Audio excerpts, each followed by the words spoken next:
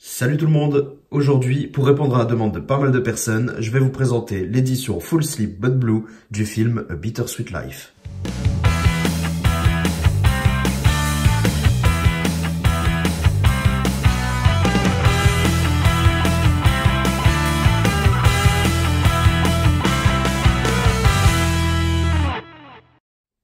Bon, je ne reparlerai pas du film, étant donné que j'en ai parlé il y a quelques vidéos en arrière seulement, suite à l'achat de La Marée français, qui est disponible à la Fnac depuis très peu de temps. Mais voilà, je remercie encore une fois Pascal qui m'a permis de découvrir cette édition inconnue au bataillon. En tout cas, moi je n'en avais pas du tout entendu parler de ce nouvel éditeur But Blue. Voici leur sticker, mais je ne connais pas du tout. Je ne pourrais pas vous donner plus d'informations.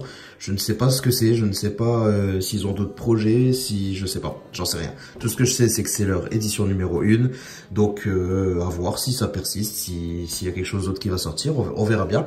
Voilà déjà le petit autocollant que vous pourrez retrouver sur l'édition.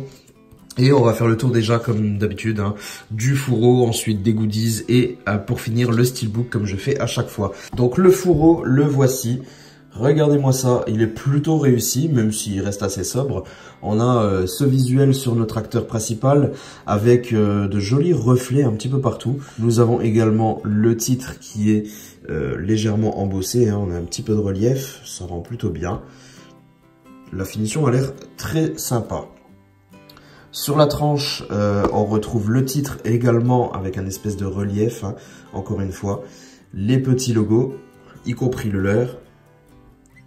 On notera tout de même que l'édition est assez large, hein. J'ai pas pensé à prendre un full slip d'une autre marque, d'un autre éditeur pour le mettre à côté, mais c'est vraiment très très large, hein.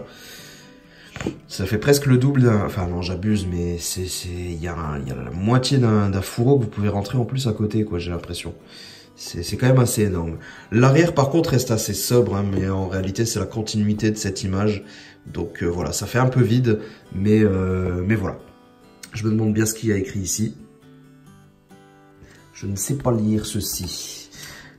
Ensuite, au-dessus, si je me mets à l'endroit, c'est un petit peu mieux. Plutôt sympa. Et en dessous, on a les caractéristiques. Donc, fourreau, écoutez, il est plutôt sympa, même si il n'est pas ouf non plus, oufissime, mais je le trouve quand même sympa. Ensuite, bien sûr, accroché à cette édition, nous retrouverons une petite carte numérotée comme tous les éditeurs le faisaient avant. Tous les éditeurs de premium, et ça fait plaisir. Retrouver une carte qui est bien brillante avec des chiffres en relief dessus. Donc, je suppose qu'ils ont mis le paquet parce que c'est leur première édition. Mais j'espère que ça va continuer si jamais ils nous sortent d'autres choses. On a la carte, la Dolce Vita, qui est le nom du bar ou de l'hôtel où notre personnage travaille. Enfin, c'est un hôtel, mais je veux dire ça, je me souviens que dans le film, on le voit derrière le bar. Donc, je sais pas si c'est le bar même de l'hôtel qui s'appelle comme ça ou si c'est l'hôtel lui-même. Enfin, bref. On s'en fout. Non, bah ouais, vous voyez, Sky Lounge and Bar. Donc ça doit être simplement le bar qui s'appelle comme ça. Enfin bref, c'est un détail. On a une carte plutôt sympa. Ça fait toujours plaisir. Et puis c'est sympa de pouvoir lire numéro 1. Hein, l'édition numéro 1, ça fait plaisir. Limité à 2100 exemplaires. Au passage, je ne vous l'avais pas dit. À l'arrière, on a un autre visuel avec simplement un pistolet. C'est un petit peu simpliste quand même. On va pas se mentir. Mais bon, au moins la carte est là. Elle a le mérite d'être là. Elle était livrée en plus dans une petite pochette de protection avec les autocollants But Blue, etc. Petite attention que je crois n'avoir jamais vu chez un éditeur premium. Voilà, on a la carte qui était fournie là-dedans.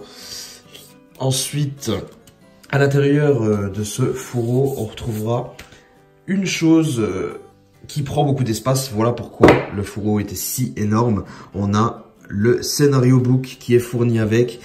Alors, tout le scénar. Bon, par contre, ce qui est dommage, c'est qu'il n'y a pas de traduction, quoi. On a de l'anglais. Si, on a quand même de l'anglais. Je vous ai dit nap, on a de l'anglais. Donc, ça doit être moitié-moitié. Mais voilà, ça, je pense que, honnêtement, je ne le regarderai pas. Honnêtement, je ne pense pas que je le regarderai un de ces jours. Pourtant, j'aime bien hein, regarder les goodies, les choses qu'on a dans les éditions, mais là, ça, je pense honnêtement que je ne regarderai jamais.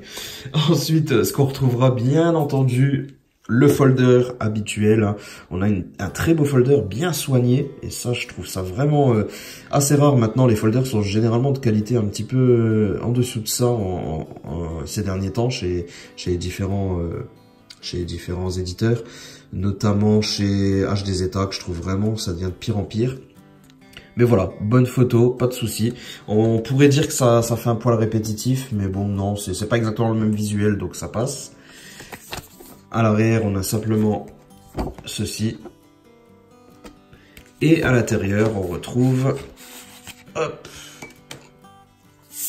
une première série de photos.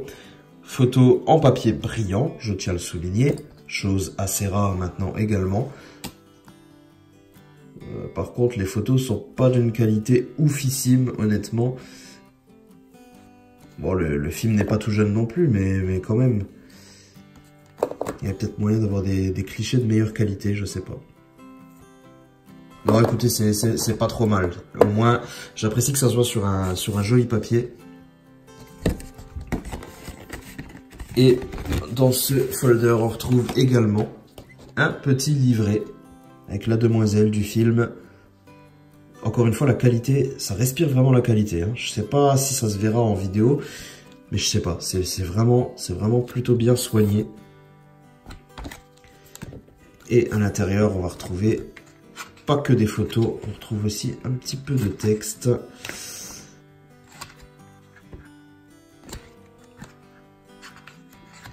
Donc voilà. Je le feuillete grossièrement. Voilà ce qui était fourni à l'intérieur. Ensuite, nous avons une troisième petite chose, une enveloppe avec encore une fois des photos, je suppose, à l'intérieur, hein. Écoutez, regardez-moi le travail fait sur cette enveloppe également. On a une imitation peau de croco, je dirais. Imitation peau de croco qui rend plutôt bien, hein. Ça, on le ressent bien au toucher, c'est vraiment bien foutu. À l'arrière également. Par contre, on a les petits autocollants qui me font peur, là. J'aime pas trop. Ah non, ça va. Ça se décolle tout seul sans laisser de traces. Et on retrouve des photos, encore une fois. Et encore une fois, elles sont entièrement brillantes. Voilà, juste les quelques photos avec nos acteurs principaux. Et voilà. Je vous ai pas montré ce qu'il y a au verso, pardon. Donc voilà, on a fini, on a fait le tour un petit peu des goodies. On va peut-être découvrir le steelbook maintenant. Regardez ça. Alors certains diront que c'est très simple. J'avoue que il est pas foufou, hein, le steelbook, mais il est sympa quand même. On a un espèce de spot gloss, ouais, c'est un spot gloss sur le titre. Qui rend plutôt bien. Heureusement qu'il est là parce que niveau choix de visuel, là on peut dire que c'est un poil répétitif, hein. On voit que lui, hein. On voit que lui, mais en même temps, qu'est-ce que vous voulez mettre d'autre? Ouais, si, j'aurais bien aimé retrouver la jeune femme sur un des visuels du fourreau ou du steelbook, ça aurait été pas mal.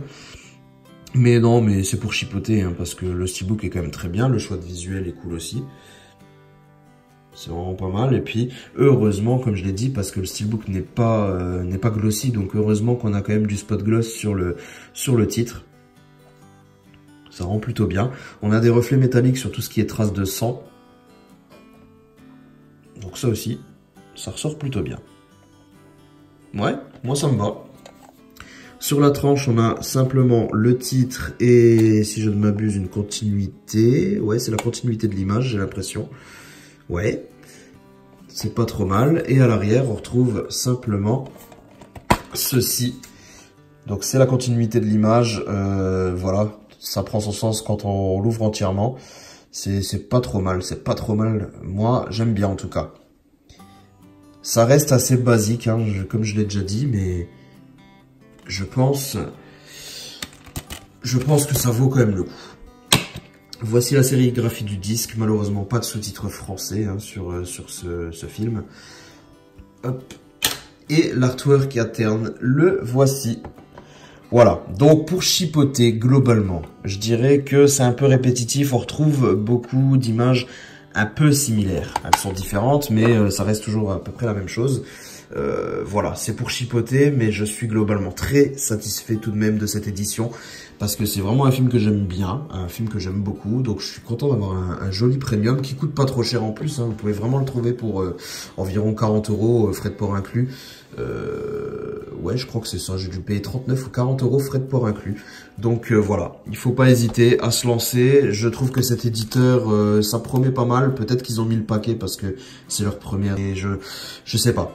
Je trouve que la qualité de tous les produits dérivés, que ce soit l'enveloppe, que ce soit les photos qui sont entièrement en papier brillant, que ça soit le steelbook qui a quand même s'il n'est pas verni entièrement, le steelbook est plutôt sympa. Le fourreau aussi, non, je trouve que c'est quelque chose qui promet, ça promet. N'hésitez pas à me dire dans les commentaires ce que vous en pensez. On se retrouve très bientôt pour une prochaine vidéo. N'oubliez pas le petit pouce bleu si jamais ça vous a plu. À bientôt, portez-vous bien. Ciao tout le monde.